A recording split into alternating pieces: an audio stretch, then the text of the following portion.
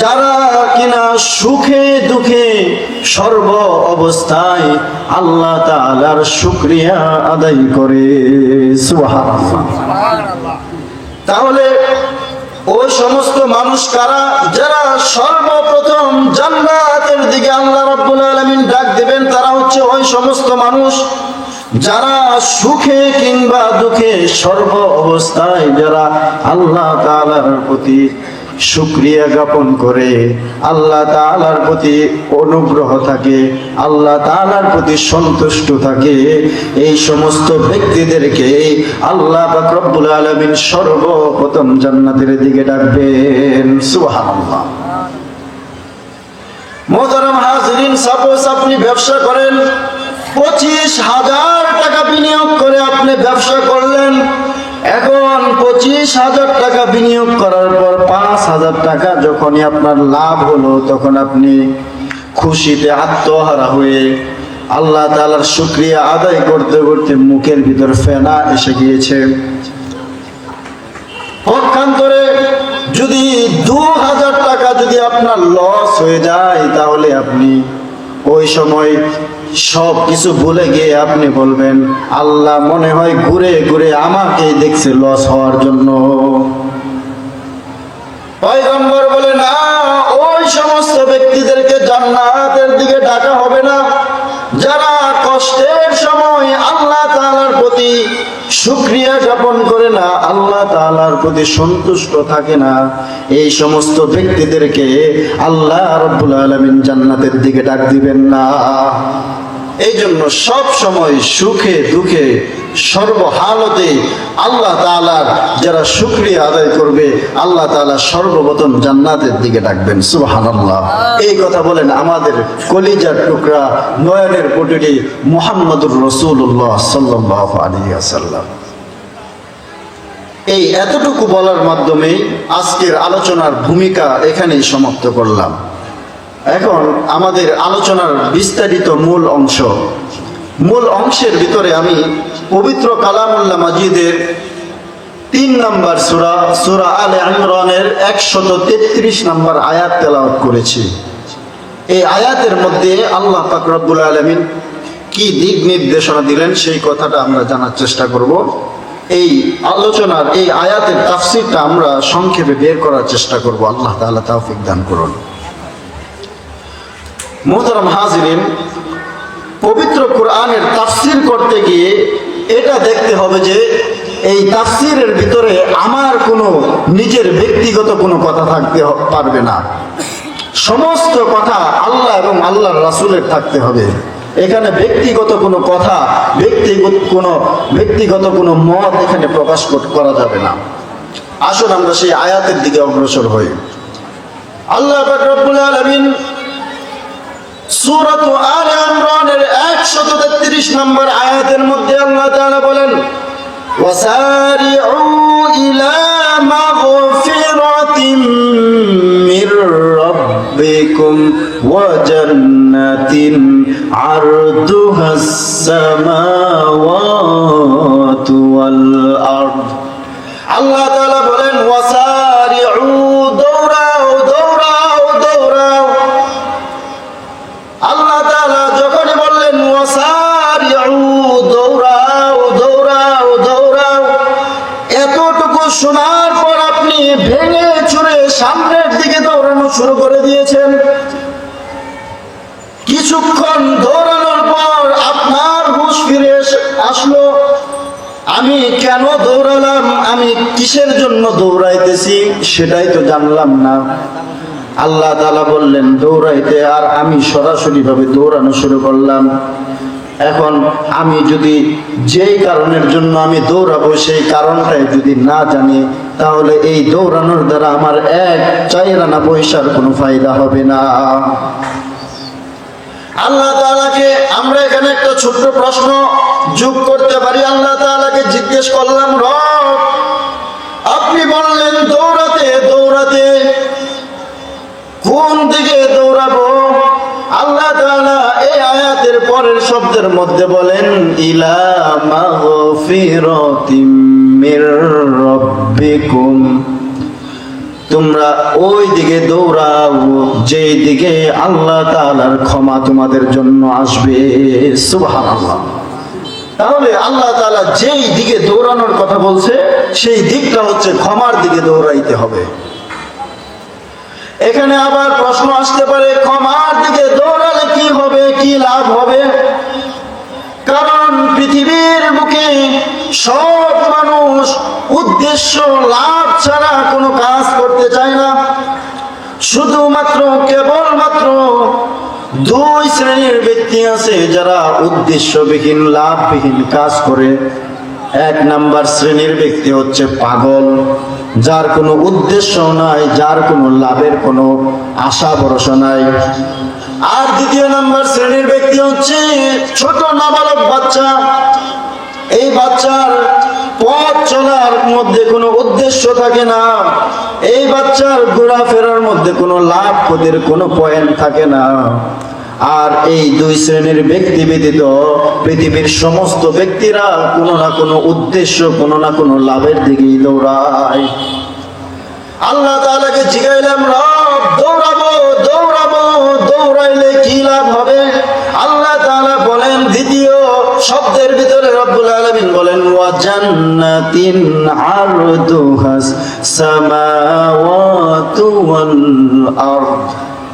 আল্লাহ তাআলা বলেন, ওই জান্নাতের দিকে দৌড়াও যে জান্নাতের বিশালতা হচ্ছে আসমান থেকে জমিন পর্যন্ত, জমিন থেকে আসমান পর্যন্ত যে জান্নাতের বিশালতা হচ্ছে, এমন জান্নাতের দিকে দৌড়াইতে আল্লাহ তাআলা বলেছেন, কিন্তু এর আগেই বলেছেন ক্ষমার দিকে দৌড়াইতে। অতএব আপনি যখন আল্লাহ তাআলার কাছ থেকে ক্ষমা পেয়ে যাবেন, তখনই আপনাকে এত বিশাল জান্নাতের মালিক বানিয়ে দিবেন। সুবহানাল্লাহ। এখন বুঝলাম, ক্ষমা পাইলাম, জান্নাতও পাইলাম। আল্লাহ তাআলাকে আবার প্রশ্ন করে শুরু করলাম। আল্লাহ তাআলাকে বললাম, রব আমরা ক্ষমাও পাইলাম, জান্নাতের বিশালতা সম্পর্কেও জানতে পারলাম। তাহলে আমরা যেহেতু জান্নাতের মধ্যে প্রবেশ করব, আমাদের একটা নাম কি হবে, আমাদের উপাধিটা কি হবে, আমাদের লাইসেন্সটা কি হবে? আল্লাহ তাআলা বলেন, তোমাদের লাইসেন্সটা হবে, আয়াতের শেষের অংশে রব্বুল আলামিন বলেন, উইদ্দাত লিল মুত্তাকিন। আমি আল্লাহ রব্বুল আলামিন তোমাদেরকে মুত্তাকিন বান্দার লাইসেন্স দিয়ে দেব। সুবহানাল্লাহ। অর্থাৎ যে ব্যক্তি মুত্তাকি হবে সেই ব্যক্তি আল্লাহর ক্ষমা অবশ্যই পাবে। আর যে ব্যক্তি মুত্তাকি হতে পারবে না সেই ব্যক্তি আল্লাহর কাছ থেকে ক্ষমা পেতে পারবে না। আর যে ব্যক্তি ক্ষমা পাবে না সেই ব্যক্তি কোশ্চিনকালেও জান্নাতের মধ্যে প্রবেশ করতে পারবে না। বনী ইসরাইলের এক আবেদ ছিল, 500 বছর পর্যন্ত ইবাদত করেছে। আল্লাহ তাআলা বলেন, ও আমার বান্দা, আমি আমার ক্ষমা এবং দয়ার মাধ্যমে তোমাকে জান্নাত দিয়ে দিলাম, তুমি জান্নাতের মধ্যে প্রবেশ করো। বনী ইসরাইলের সেই আবেদ ব্যক্তি বলে, আয় রব, আমি 500 বছর পর্যন্ত ইবাদত করেছি, আপনার ক্ষমা এবং দয়া দিয়ে আমি জান্নাতে কেন যাব? আল্লাহ তাআলা বলেন, 500 বছরের ইবাদত দিয়ে এত বড়াই?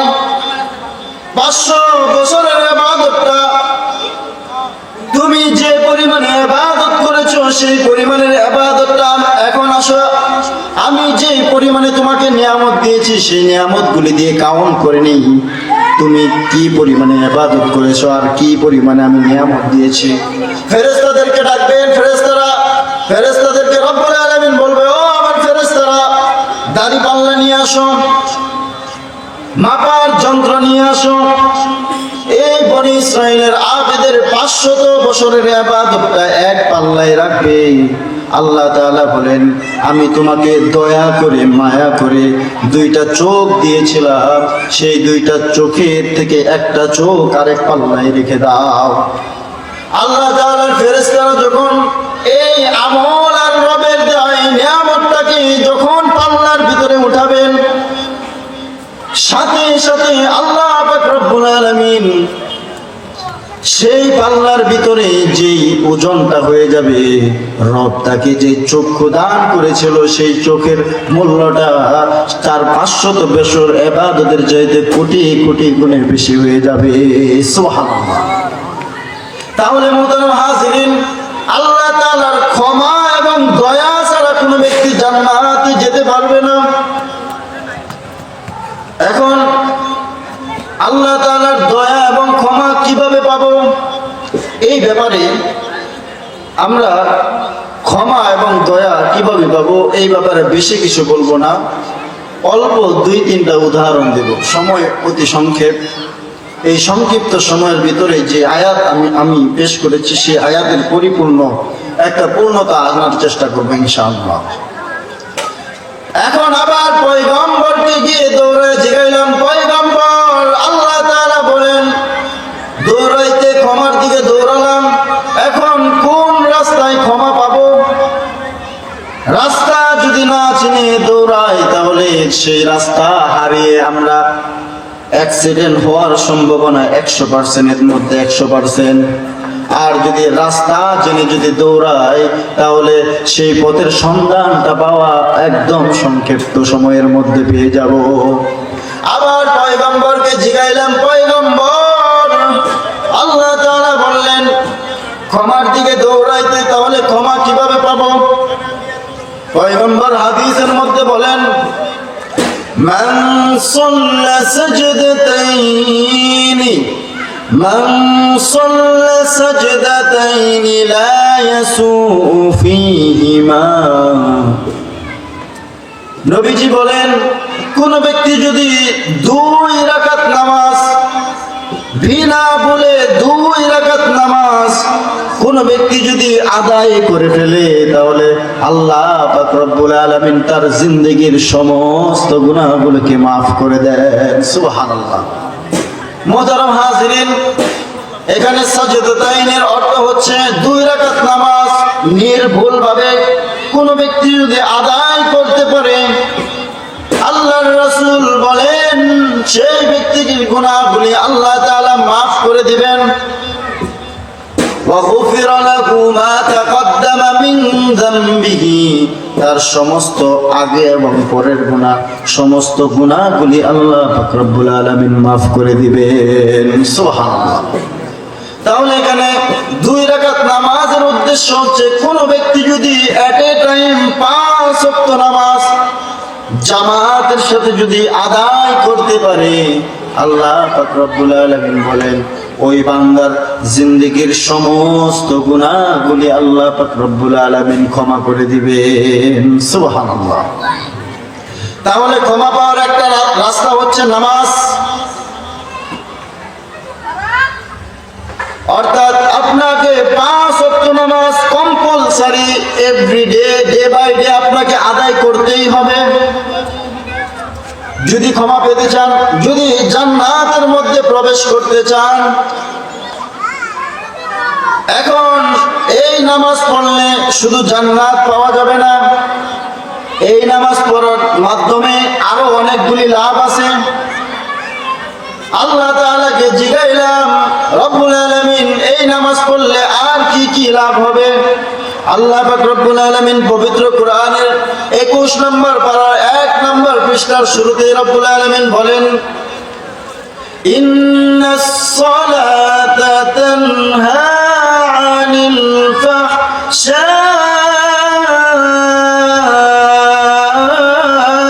ওয়াল মুনকার।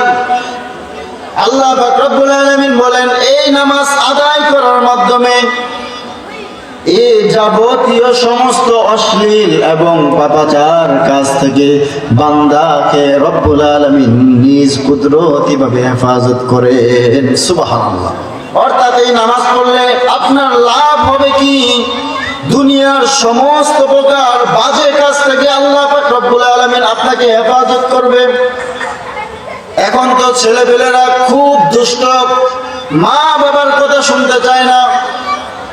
আপনি বাড়িতে একটা বৈঠক করে আপনার সন্তানকে বলবেন, আব্বা জান তোর সিগারেট মন চাইলে আমার পকেট থেকে নিয়ে সিগারেট তুই খা। তবু বাহিরে গিয়ে আলতু ফালতু জায়গায় সিগারেট খাইস না। কিন্তু আমার একটা আবদার হলো, আমি নিজের পকেটে টাকা দিয়ে তোকে সিগারেট কিনে দেব, কিন্তু আমার একটা আবদার হচ্ছে মহল্লার মসজিদে গিয়ে তোমাকে এট এ টাইম 5 ওয়াক্ত নামাজের সিজদা দিতে হবে। যদি এই কাজটা করো তাহলে আমি পিতা হিসাবে তোমাকে নিয়ে গর্ববোধ করতে পারবো। সন্তান তখন মাথা নিচের দিকে দিয়ে দেবে।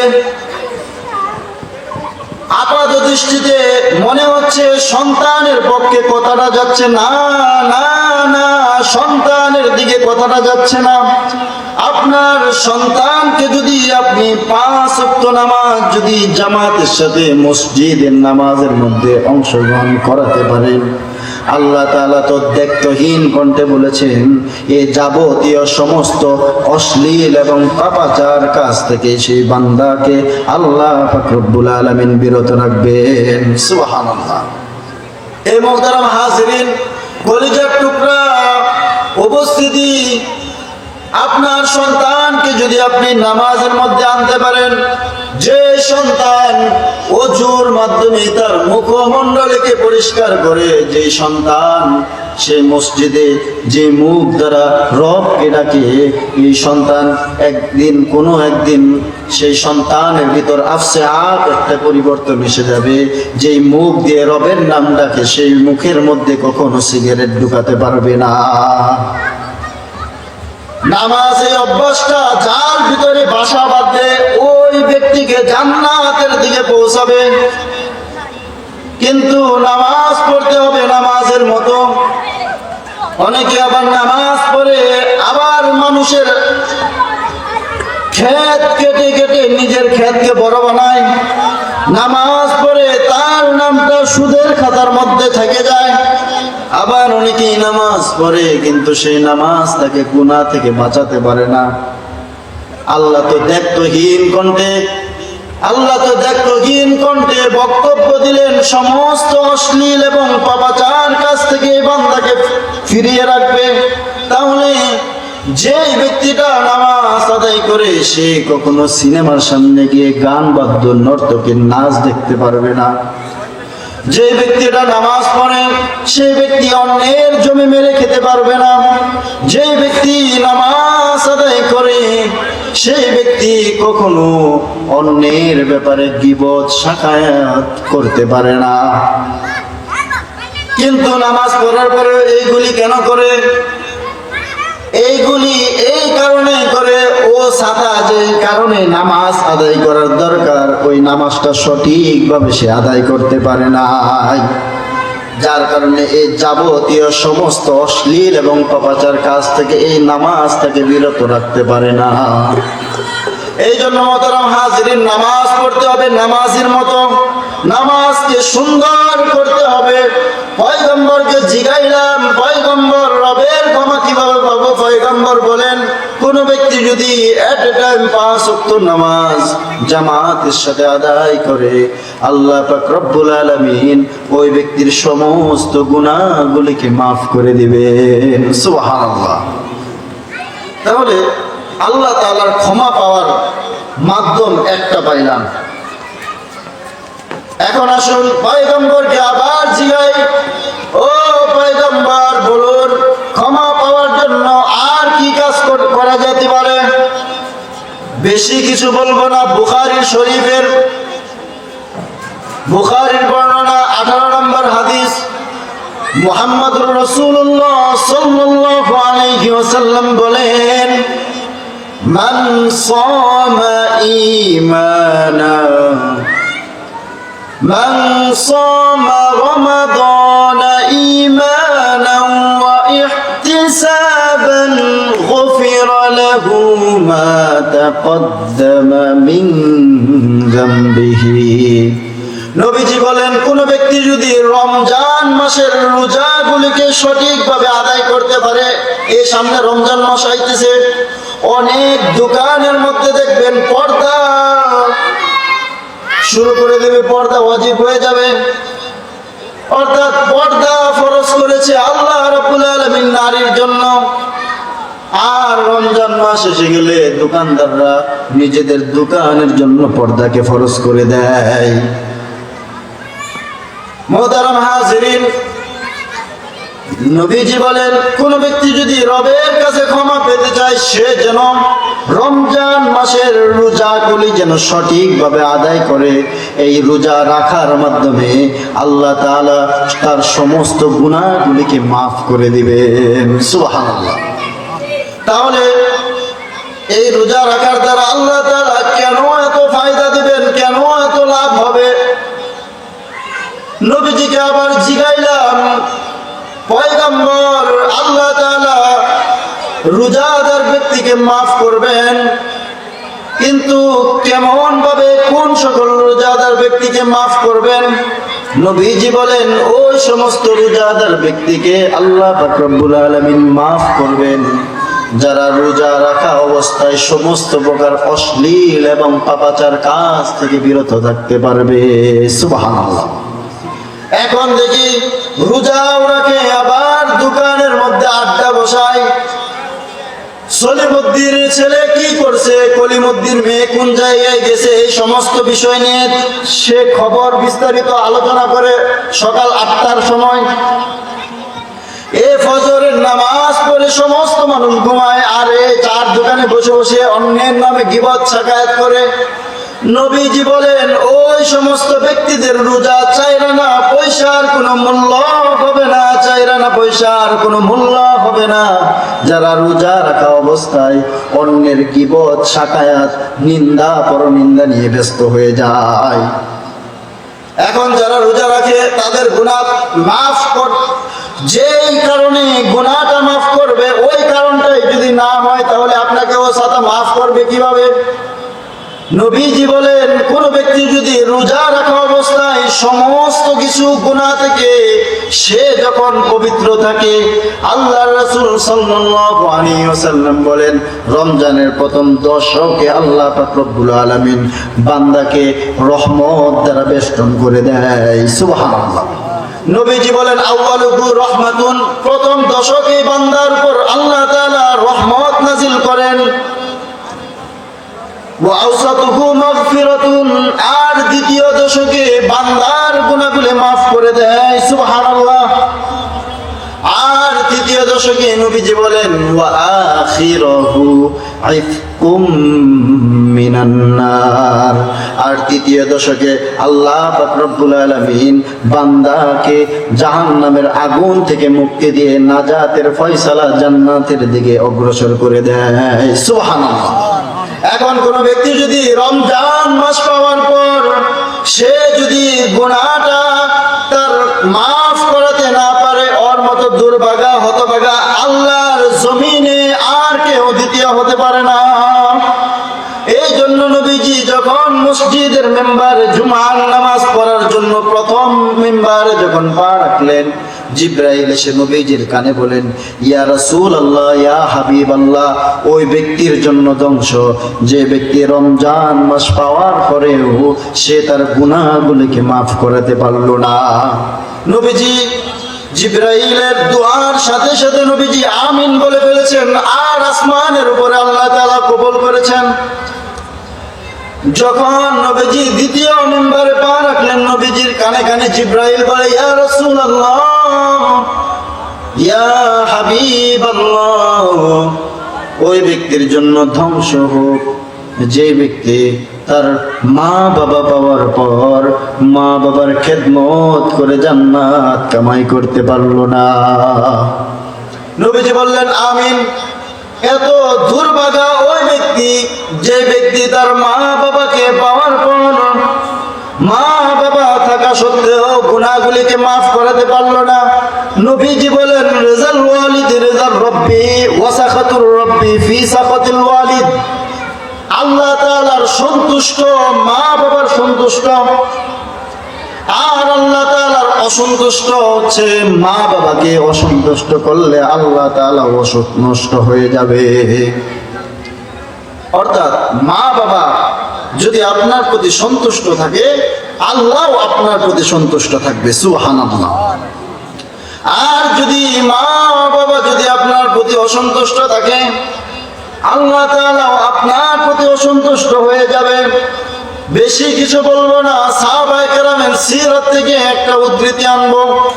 নবীজির সাহাবী আলকামা রাদিয়াল্লাহু তাআলা আনহু, খুব খেয়াল করে ঘটনাটা আমরা ইনশাআল্লাহ শোনার চেষ্টা করি। আলকামা রাদিয়াল্লাহু তাআলা আনহু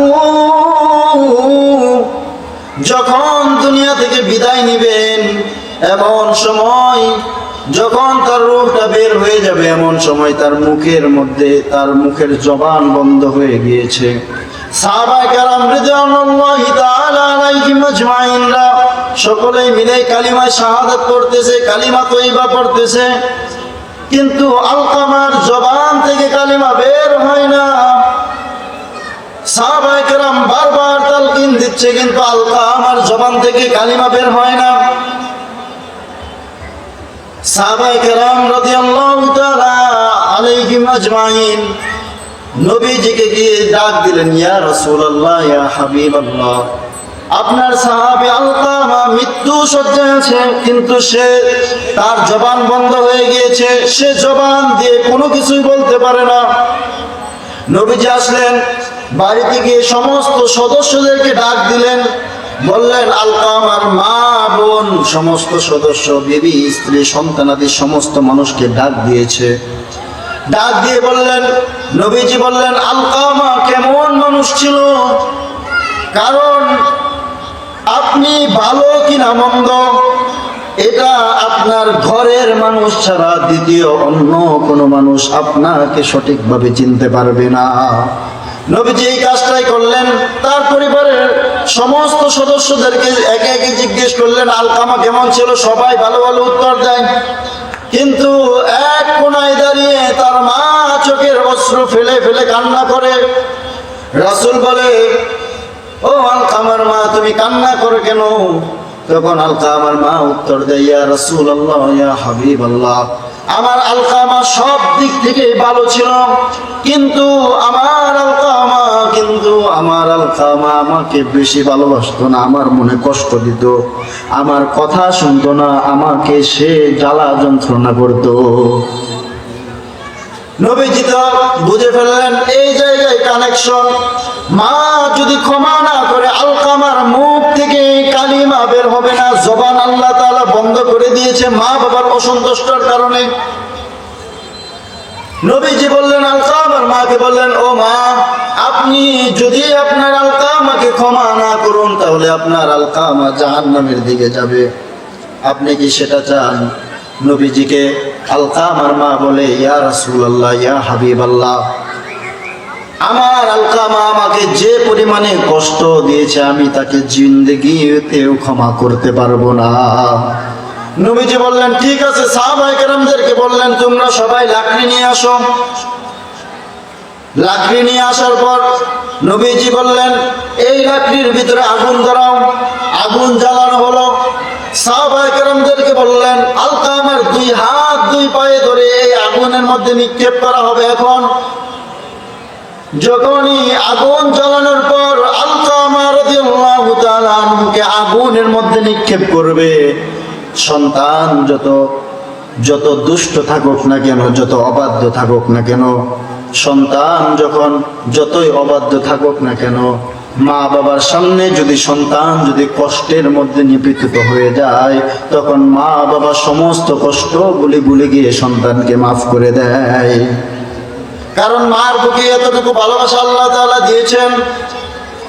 আলকামাকে যখন সাহাবায়ে কেরাম আগুনের মধ্যে ফেলবেন, আলকামার মা এসে, ইয়া রাসূলুল্লাহ, ইয়া হাবিবাল্লাহ, আলকামার মা নবীর কাছে গিয়ে বলে, ইয়া রাসূলুল্লাহ, ইয়া হাবিবাল্লাহ, আমার কলিজার টুকরা আলকামাকে আগুনে ফেলবেন না। অতএব আমি আমার আলকামার প্রতি যে কষ্ট, যে দুঃখ আমার ভিতরে ছিল, এই মুহূর্তে আমি আমার আলকামাকে মাফ করে দিলাম। সুবহানাল্লাহ। যখনই মা আলকামাকে মাফ করে দিল, আলকামার সাথে সাথে কালিমা পড়তে শুরু করে দিয়েছে। সুবহানাল্লাহ।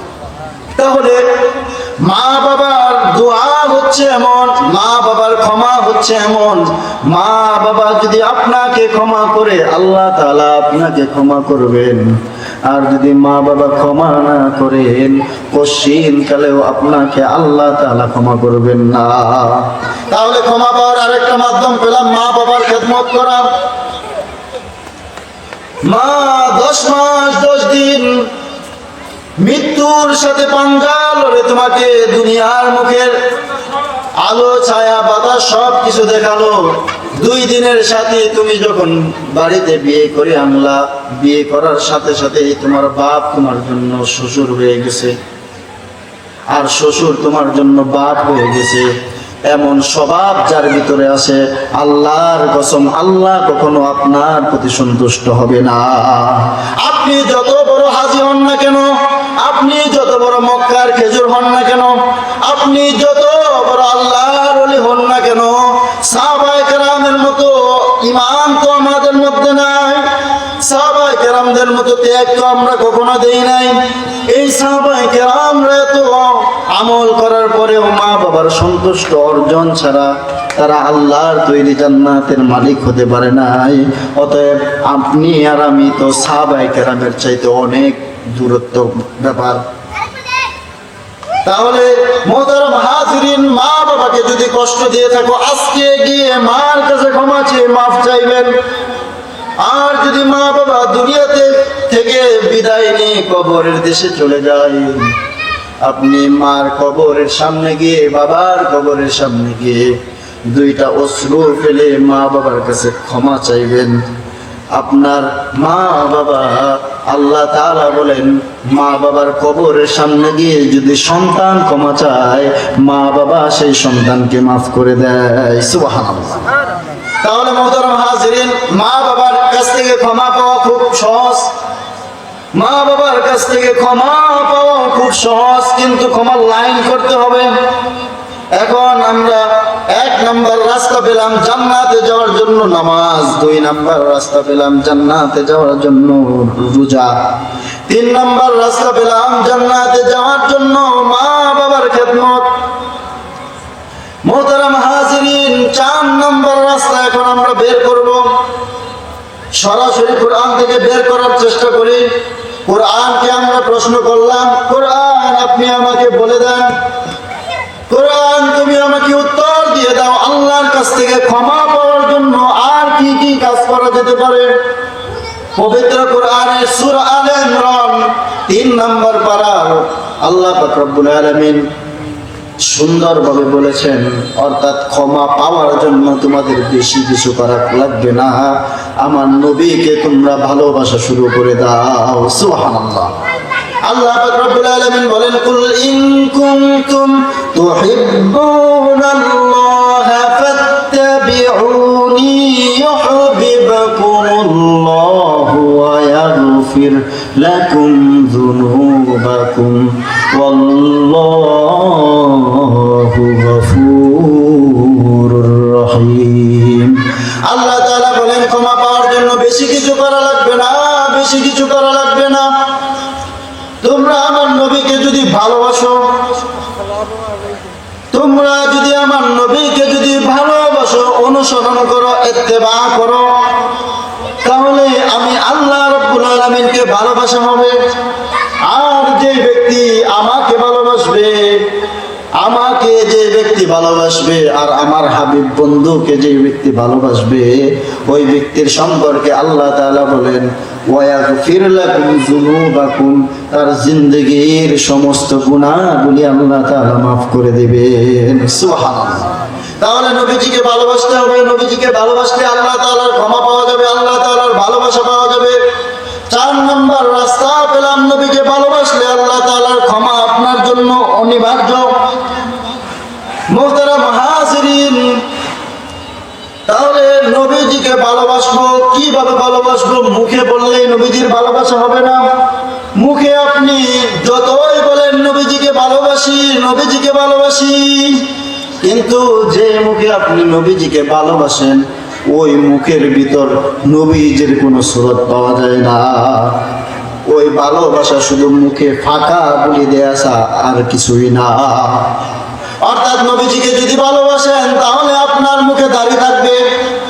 দেখবেন আমরা যার নির্বাচন করি, যার ইলেকশন করি, তার মার্কাটা বুকের মধ্যে লাগাই, অনেকেই তার মার্কাটা টুপির মধ্যেও লাগায়, আবার অনেকেই রুমাল তার কাঁধের মধ্যে রাখে, তার কাঁধের মধ্যে যে রুমাল রাখে সেই রুমালের মধ্যে সেই মার্কার নামটা লিখে দেয়, কারণ তার সাপোর্টার করে। দুনিয়ার বুকে এক কাপ চার জন্য যদি আপনি আপনার সমস্ত সারা অঙ্গে আপনি আপনার নেতার সমস্ত সার্টিফিকেট লাগাতে পারেন, তাহলে আপনার আমার জান্নাতের যিনি নেতা হবেন, আপনার আমার জান্নাতের যিনি কান্ডারি হবেন, সেই নবীর সূরত যদি আপনার ভিতরে না থাকে, সেই নবী বলবে এটা আমার কখনো কর্মী হতে পারে না। এখন আপনি নবীর উম্মত বলে দাবি করলেন, মুখের ভিতর আপনার নবীর সূরত নাই, আপনি নবীর উম্মত হতে পারেন নাই। নবীজি তো দুনিয়ার বুকে যতটুকু কষ্ট জ্বালা যন্ত্রণা করে গিয়েছেন, এই কষ্ট জ্বালা যন্ত্রণার 1% যদি আমরা করতাম, তাহলে আমরা এই দুনিয়াতে কখনো টিকে থাকতে পারতাম না। নবীজি যখন দুনিয়া থেকে ইন্তেকাল করবেন, খুব খেয়াল করে শুনি, নবীজি উম্মতের জন্য কত পাগল ছিলেন, কত ভালোবাসতেন উম্মতকে ঠিক করার জন্য। এই নবীকে যদি ভালো না বাসেন তাহলে আপনার জীবনটা, সমস্ত জীবনটা আপনার বৃথা হয়ে যাবে। নবীজি যখন দুনিয়া থেকে ইন্তেকাল করবেন, এমন সময় ইন্তেকালের আগ মুহূর্তে নবীজি যেই বক্তব্যটা নবীজি দিলেন, সেই বক্তব্যটা হচ্ছে আসসালাত আসসালাত আসসালাত, অর্থাৎ আমার উম্মতরা, হে আমার উম্মত, নামাজ নামাজ নামাজ, অর্থাৎ 3 বার বলছে আমার উম্মত তোমরা নামাজ পড়িও। একটা 5 ওয়াক্ত রবকে গিয়ে, রবের কাছে গিয়ে হাজিরা দিও, কারণ এই নামাজটা আল্লাহ তাআলা কোনো কিছুর মাধ্যমে আমার কাছে আসে নাই, এই নামাজটা কোনো জিবরাইলের মাধ্যমে দেয় নাই, কোনো ফেরেশতার মাধ্যমে দেয় নাই, কোরআনের মাধ্যমে আমাকে এই নামাজকে আল্লাহ তাআলা দেয় নাই। এই নামাজটা আল্লাহ পাক রব্বুল আলামিন সরাসরি ভাবে আরশে আজিমের মধ্যে আমাকে আল্লাহ তাআলা মেরাজের রাত্রিতে বান্দার জন্য আল্লাহ তাআলা তোমাদের সকলের জন্য এই নামাজকে ফরজ করেছেন। সুবহানাল্লাহ। তাহলে পৃথিবীতে এমন একটা ইবাদত আছে যে ইবাদতের মধ্যে কোনো সন্দেহ নাই, সেই ইবাদতটা হচ্ছে নামাজ। কারণ নামাজটা নবীজি সরাসরি মেরাজ থেকে আল্লাহর কাছ থেকে হাদিয়া এনেছেন। আর নবীজি যখন দুনিয়া থেকে ইন্তেকাল করবেন, নবীজির 11টা পরিবার ছিল, ইমাম হাসান হুসাইন সহ, আলী রাদিয়াল্লাহু তাআলা আনহু সহ 11টা পরিবারের মধ্যে একটা পরিবারের মধ্যেও চুলা জ্বালানোর মতো যতটুকু তেল দরকার, লাকড়ি দরকার, সেই যতটুকু তেল ঘরের মধ্যে ছিল না। এত অভাব অনটনের মধ্যে দিয়ে নবীজি দুনিয়া থেকে ইন্তেকাল করলেন। আম্মা জান আয়েশা রাদিয়াল্লাহু তাআলা আনহা বলেন, নবীজি